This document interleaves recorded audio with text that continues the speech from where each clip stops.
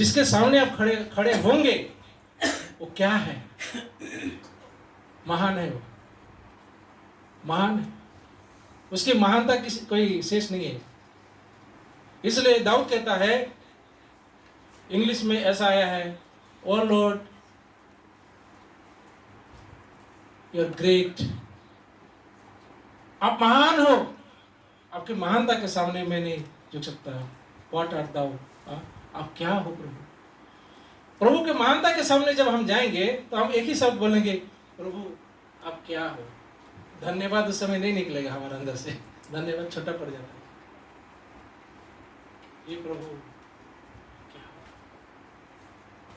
नेपाली में एक बात है, जब हम घबरा जाते हैं टोआ पारे रहे अब हक्का बक्का होकर रहेंगे, कुछ नहीं बोल पाएंगे वहां।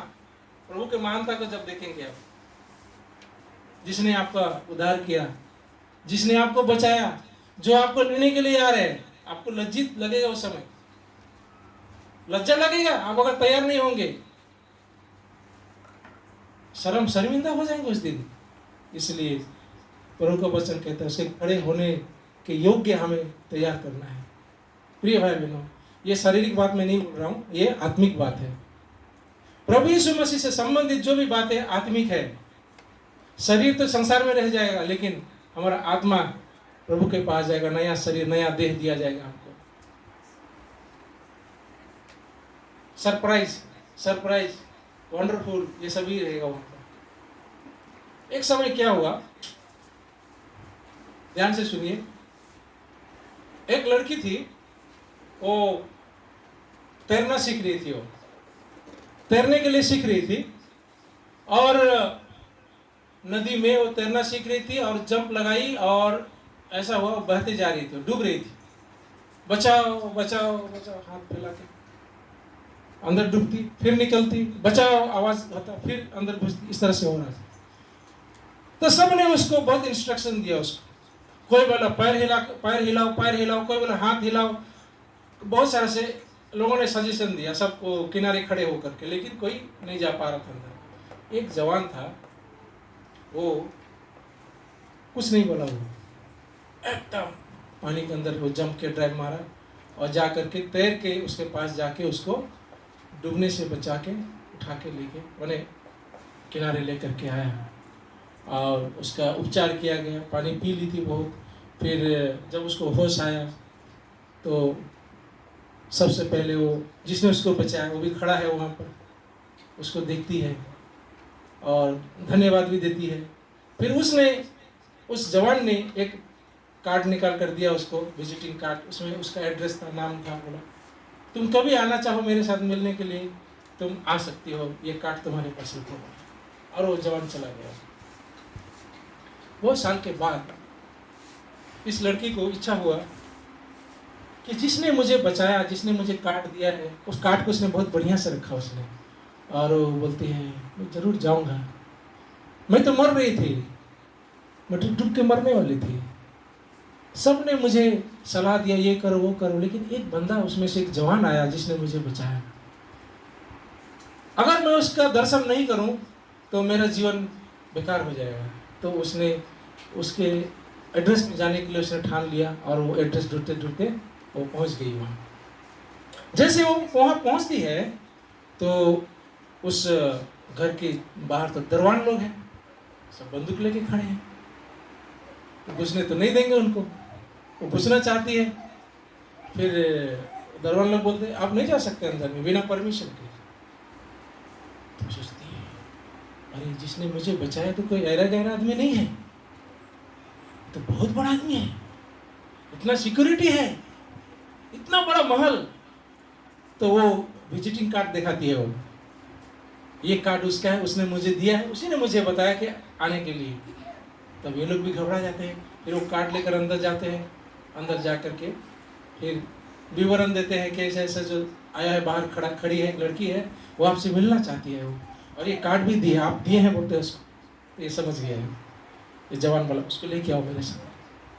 तो ये लड़की जैसे जैसे अंदर घुसती जा रही है वो आश्चर्यचकित होती जा रही है। उसके अंदर में एक ही चीज घूम रहा है, जिसने मुझे बचाया वो ऐसी जगह में रहता है, उसका घर ऐसा है, हाँ? वो घबराहट उसके अंदर में आ रहा है और अंदर इतना खुशी हो रही है, जिसने मुझे बचाया वो ऐसे जगह में रहता है, इतना बड़ा आदमी है वो। तब धीरे धीरे जाते जाते जब लड़का के पास पहुंच जाता है, लड़का तो बैठा हुआ है, इसका मुंह बंद हो जाता है, लड़की कुछ नहीं बोल पाती है। इसका अंदर में हृदय का जो कृतज्ञता है वो इतना है, अब इतने महान है, अब इतने महान है, क्या जरूरत था अब हमको बचाने का? मैं तो डूब रही थी, कौन पूछने वाला था मेरे को? हा? कोई पूछने वाला नहीं था। लेकिन आप जितने महान है, आपका हृदय भी उतना ही महान है। वो उसके चरणों में गिर जाती है और उसको प्रणाम करते हैं, उसको धन्यवाद देते हैं। धन्यवाद भी छोटा पड़ जाता है। प्रिय भाई बहनों, आज हम जब प्रभु के पास जाएंगे ना, तो धन्यवाद नहीं देंगे वहाँ, इसलिए प्रकाशित वाक्य में आराधना करेंगे। उसकी आराधना ये उत्तम कोटि का जो विचार को प्रकट करने का एक साधन है। प्रभु की बड़ाई करना ये सबसे उत्तम कोटि का है, इससे और बड़ा कुछ नहीं होता है। इसलिए प्रकाशित वाक्य में आराधना करते हैं लोग, प्रशंसा करते हैं। कल देखेंगे बाद में उसको हम लोग। आराधना आराधना, 24 प्राचीन, चारों प्राणी आराधना ही किए जा रहे हैं, खत्म ही नहीं हो रहा। कैसे खत्म होगा? क्योंकि प्रभु का जो प्रेम उसने जो दिखाया हमको, वो कैसा प्रेम है? अगापे प्रेम, निस्वार्थ प्रेम उसने हमसे किया है। तो ये प्रेमी प्रभु को हम उस दिन देखेंगे और मालूम है क्या करेंगे? वचन में लिखा हुआ है, हमारे आंसू को पोंछेंगे। आज हम जितने आंसू बहाते हैं प्रभु के लिए, आज हो सकता है आपका आंसू को पोंछने वाला कोई नहीं है, लेकिन उस दिन हमारे आंसू को प्रभु पोंछेंगे, खुद प्रभु पोंछेंगे। आगे पढ़ते जाएंगे। इसलिए प्रभु का वचन यहाँ क्या कहता है? ये निर्देश जो प्रभु दे रहे हैं, ऐसे ऐसे नहीं दे रहे हैं। आपको प्रेम करते हैं प्रभु, भले आप करें ना करें, क्योंकि आपके लिए उसने बहुमूल्य लहू बहाया है, अपना प्राण दिया है। इसलिए आपको बहुत चिंता करते हैं प्रभु, नहीं छोड़ेंगे। पढ़िए आगे, पहला थिस्सलुनीकियों 5:6 में आइए। पहला थिस्सलुनीकियों 5:6। इसलिए हम दूसरों के समान सोते न रहे, दूसरों के समान हम, पहला थिस्सलुनीकियों उसका 5:8। यहाँ पर स्पष्ट लिखा हुआ है, तुलना किया गया है। पढ़ दीजिए फिर से एक बार। 5:6 को पढ़िए। पहला थिस्सलुनीकियों 5:6। इसलिए हम दूसरों के समान सोते न रहे। यहीं पर रुकिए ब्रदर थोड़ा सा। यह तुलनामूलक वचन है। ये क्या बोल रहे हैं? इसीलिए दूसरों के समान सोते। दूसरे कौन लोग सो रहे? आपका सामने वालों को, यहाँ सोने का बात नहीं कर रहा हूँ, यहाँ सोइए, प्रॉब्लम नहीं है। आत्मिक जीवन में सोने का बात बोल रहे हैं, ठीक है? और इतना भी सो के मेरे लिए प्रार्थना भी मत कीजिए, अभी मैं ठीक हूँ अभी, ठीक है? ठीक है ना? आंख बंद करके मेरे लिए प्रार्थना मत कीजिए, अभी बाद में कीजिए, ठीक? तो दूसरों के समान हम ना सोते रहे। कौन सो रहा है, कौन क्या कर रहा है, ये सब जरूरत नहीं है। अपने आप को हमें क्या करना है? जागते रहना है। हम लोग कई बार दूसरे को देखते हैं सो रहे तो हम भी सो जाते हैं, आत्मिक जीवन में। अरे वो चर्च नहीं आ रहा है तो मैं भी नहीं आ रहा हूँ। अरे प्रभु होश नहीं ले रहा तो मैं भी नहीं ले रहा हूँ। अरे वो प्रार्थना मीटिंग में नहीं जा रहा तो मैं भी नहीं जा रहा हूँ। ऐसा जीवन नहीं। इसलिए प्रभु का दास कहता है, आगे पढ़िए ब्रदर। जागते और सावधान रहे। जागते और सावधान रहे, है ना? क्या हम ऐसा कर सकते हैं? दूसरों को भी देखना है, लेकिन वो जैसा कर रहे हैं हमको नहीं करना है, नहीं तो हम क्या हो जाएंगे? ठगा जाएंगे, पीछे पड़ जाएंगे हम। प्रिय भाई बहनों, दूसरों के देख अच्छा चीज को लेना है, गलत चीज को हमें नहीं लेना।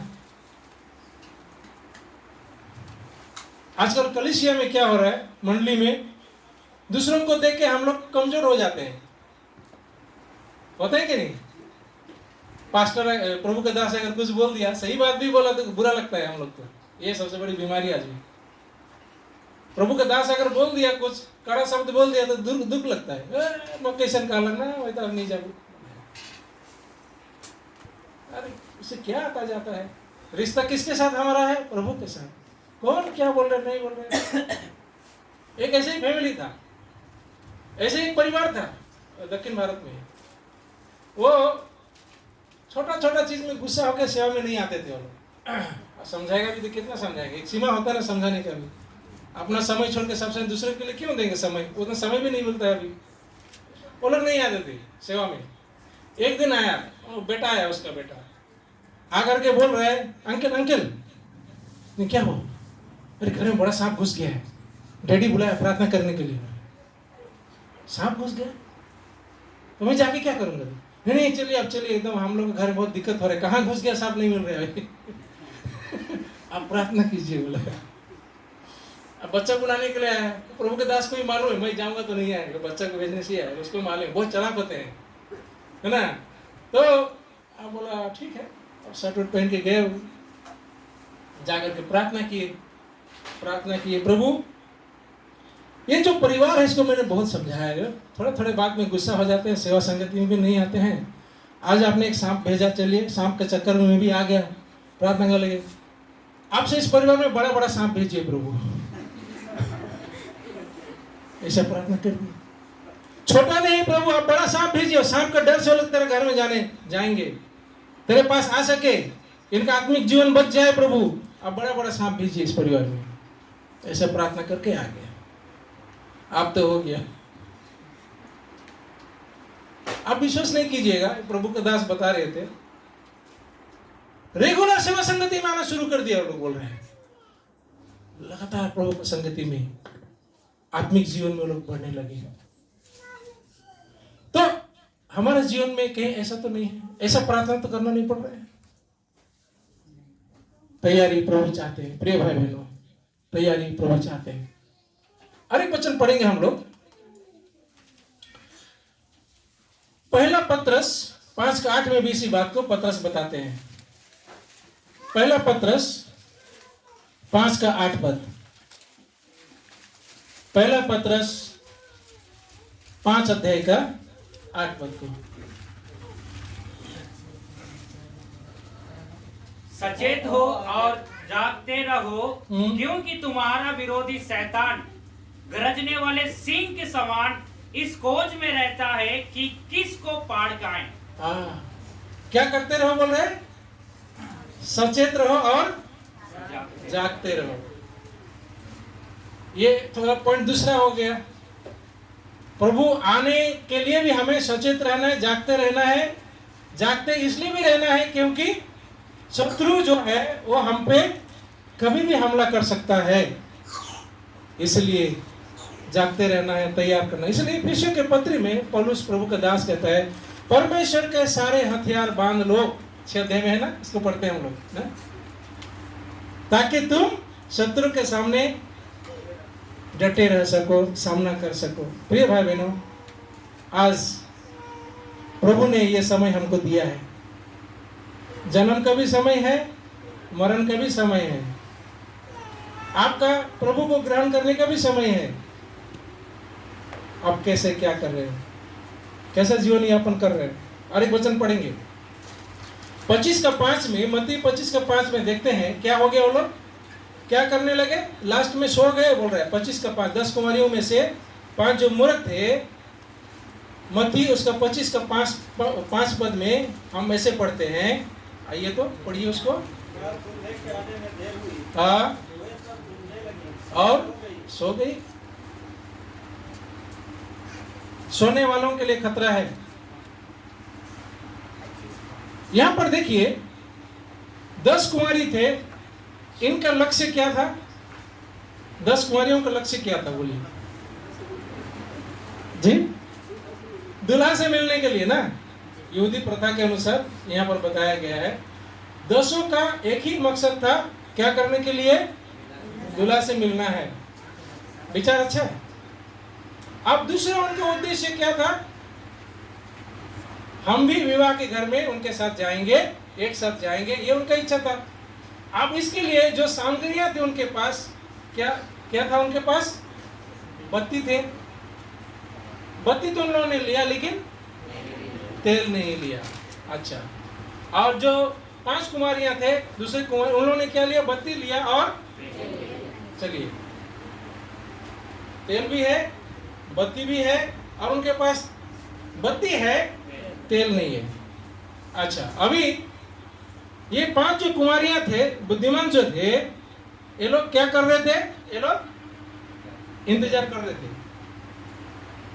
तैयारी है, देखिए क्या क्या चाहिए, दूल्हा जब आएगा क्या क्या चाहिए सब मालूम है। बत्ती है, तेल भी है, और जाग रहे हो लोग। कब आएगा मालूम नहीं है ना। और दूसरे जो लोग हैं उनके पास क्या है? बत्ती है लेकिन तेल नहीं है, और उनकी तैयारी को आप देखिए, वो लोग क्या कर रहे हैं? आने में जब देर हो गया तो क्या हो गया? सो गया। और जब आने का समय हुआ तो ये लोग पैसा मांगने के लिए गए। क्या बोलते हैं? पैसा बोलते हैं तो? हाँ, पैसा माने आपके पास नहीं है, दूसरे से मांग रहे हैं। तो ये पैसा वाला विश्वासी से काम बनने वाला नहीं है। अपने पास होना चाहिए। ऐसे बहुत सारे विश्वासी है ना, गांव घर में पैसा मांग के, ये खाने पीने का सामग्री पैसा मांग के चलाते हैं। आज नमक नहीं, कल तेल नहीं है।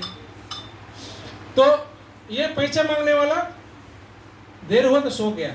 जब आने का समय हुआ तो मांगने के लिए गया तो मिला नहीं मिला। अब ये लोग क्या किए? कहाँ चले गए? दुकान के इसी बीच में। देखिए समय का प्रयास, देखिए समय उनका सपोर्ट नहीं किया। जो तैयारी नहीं करता है उसका समय सपोर्ट नहीं करता है। जो पढ़ाई अच्छा से नहीं करेगा एग्जाम के समय में, समय भी उसको सपोर्ट नहीं करेगा। उस समय रोता है, वो रोता है एग्जाम के टाइम में। प्रिय भाई बहनों, इसलिए प्रभु का वचन हमारे लिए बहुत स्पष्ट है। हमें नहीं सोना है, हमें इंतजार करना है, तैयारी के साथ हमको रहना है, क्योंकि हम नहीं जानते हैं कब मेरा प्रभु आएगा। दिन के समय आएगा या तो रात के समय आएगा, हमको कुछ भी मालूम नहीं है। इसलिए हमें हमेशा सचेत रहना है, जागते रहना है, तैयारी के साथ हमको रहना है। अभी देखिए और एक दो वचन पढ़ेंगे। आइए तो सबोपदेशक में आइए, यहाँ पर भी कुछ बातों को बताया गया है। सबोपदेशक उसका 8 अध्याय में पढ़ेंगे बराबर। सबोपदेशक 8 अध्याय, इक्लेसियास्टिस चैप्टर 8। आइए पढ़ते हैं उसको।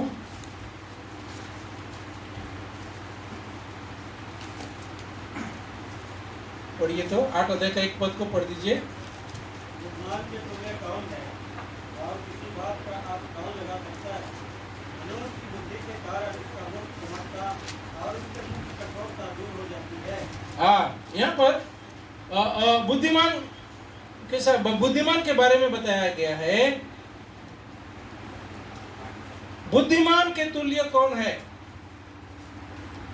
जो मनुष्य, जो विश्वासी प्रभु के लिए तैयारी है वो बुद्धिमान है, और जो तैयार नहीं है वो क्या है? मूर्ख। इसलिए मैंने पहले ही बताया 2 तरह के विश्वासी है। एक तैयार वाला विश्वासी और दूसरा तैयार हो रहे हैं। तैयार हो रहे हैं। हम लोग कौन सा ग्रुप में है? तैयार वाला में है या तैयारी हो रहे वाला में है ना? तो अगर हम तैयार वाला में है तो हम लोग क्या है? बुद्धिमान है। वाइस वर्जिन, बुद्धिमान कुंवारी के साथ उसकी तुलना की गई है। प्रिय भाई बहनों, आज जागने की जो बात बताया जा रहा है यहाँ पर वचन में, जागते रहो, प्रार्थना करते रहो, क्यों बताया जा रहा है? प्रभु तो आ रहा है, ठीक है, जागेंगे, तैयार भी रहेंगे, इसका और भी कारण है, और भी कारण है। अच्छा, इसके पहले आप वचन पढ़िए तो उसी का 8 अध्याय का, सबोपदेशक 8 अध्याय का 6 पद में आइए तो। हर एक विषय का समय नियम होता है। मनुष्य का दुख उसके लिए बहुत भारी होता है। यहाँ पर जो सेंटेंस आया है, जो शब्द है, उसको थोड़ा ध्यान से गौर कीजिएगा। क्या लिखा हुआ है? क्योंकि हर एक विषय का क्या होता है बोल रहे हैं? समय होता है और नियम। ये दो चीज याद रखना है, हमको याद रखना है। तैयारी में सब समय और हर चीज नियम, हर चीज का नियम है, डिसिप्लिन है हर चीज का। ये मूर्ख कुंवारियों ने डिसिप्लिन का फॉलो किया है, इन्होंने डिसिप्लिन माना नहीं माना। डिसिप्लिन को तोड़ के इन लोगों ने क्या किया? क्या कर रहे थे? जो मूर्ख थे वो लोग सो रहे थे। सोने का समय था वो नहीं था, डिसिप्लिन तो हो गया, इनडिसिप्लिन हो गया। प्रभु के आने के समय ये जो जागते रहो, इसका मतलब क्या है? हमें डिसिप्लिन में रहना है। डिसिप्लिन तोड़ेंगे तो क्या होगा? हमारे लिए विपत्ति आएगा। प्रिय भाई बहन, इसलिए डिसिप्लिन के साथ रहना है। और क्या लिखा है यहाँ पर? क्योंकि हर एक विषय का समय और नियम होता है, यद्यपि मनुष्य का दुख उसके लिए बहुत भारी होता है। मनुष्य का दुख, अभी मैं आप लोगों से पूछूं यहाँ पर, थोड़ा मैं प्रैक्टिकल बात में आना चाह रहा हूँ। सबका दुख है यहाँ पर, किसी का ऐसा कोई है दुख नहीं है? ब्रदर आपका है कि नहीं? है। मेरा अपना दुख है, बिना दुख का कोई इधर है ही नहीं है। ब्रदर आपका क्या दुख है? दुख है कि नहीं कुछ लाइफ में? है। नहीं पूछूंगा क्या दुख है बोल दो बस। काफी है, सबका है, आपका है, सबका है, सबका दुख है।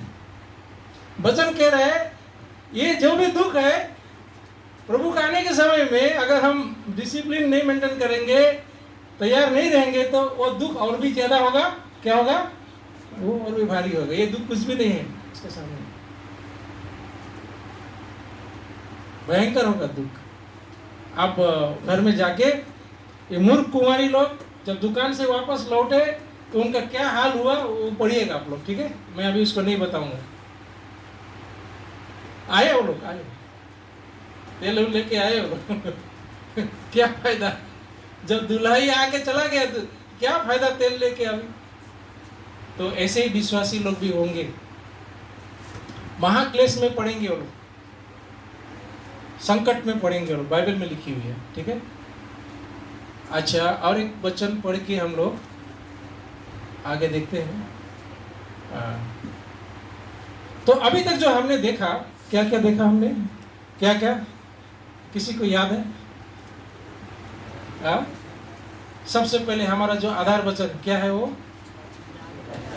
मत्ती 24 का 42 पद, जागते रहो और क्योंकि तुम नहीं जानते कि तुम्हारा प्रभु किस समय आएगा।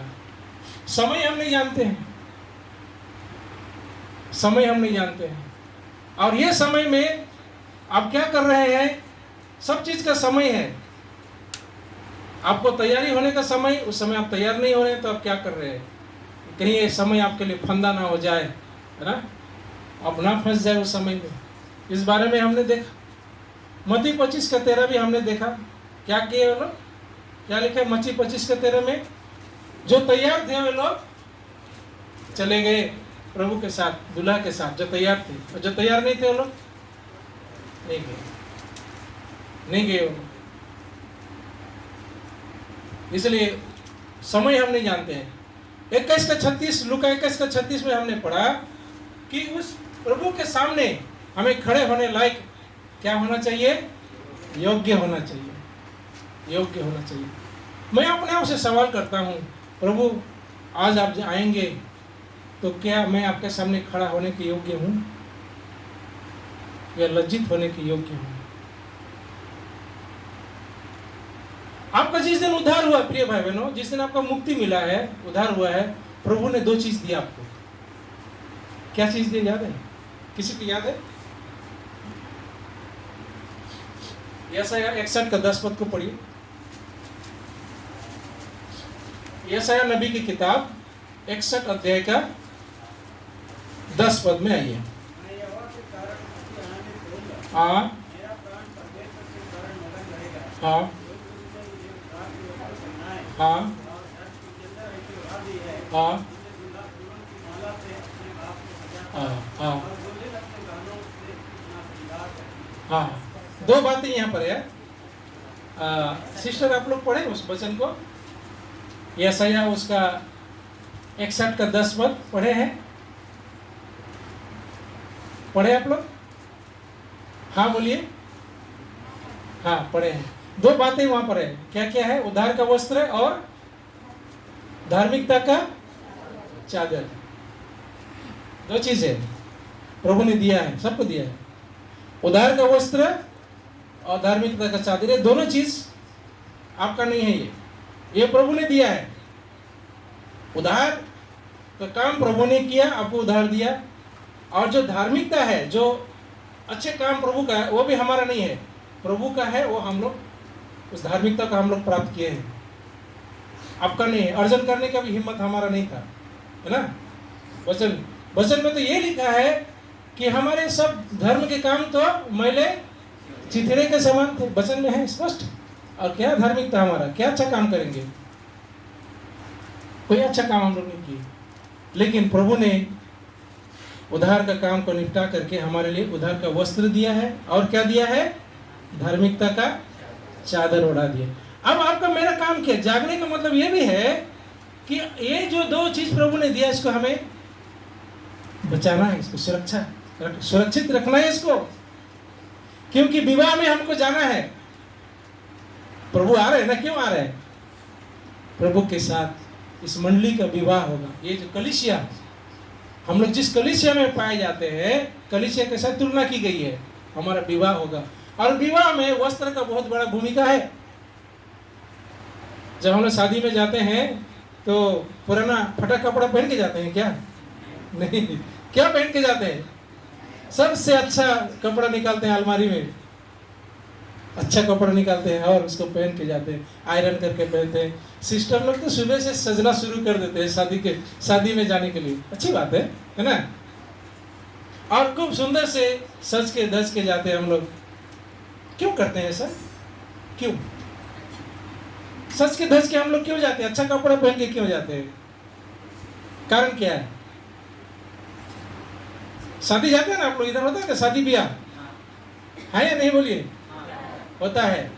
तो अच्छा कपड़ा पहन के क्यों जाते हैं हम लोग शादी में? क्या कारण है जी?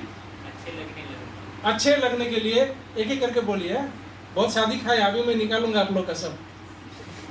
खाली शादी वालों, आप लोग बहुत शादी खाने में मजा आता है। अभी सवाल कर रहा हूँ तो जवाब दीजिए। मटन उटन खाते हैं आप लोग शादी में जाके, अभी जवाब दीजिए। सिस्टर आप क्यों जाते हैं अच्छे कपड़े पहन के? अच्छा लगने के लिए। अच्छा ब्रदर आप जाते हैं शादी? गए कभी? आप कभी नहीं गए, ऐसा लगता है कि लग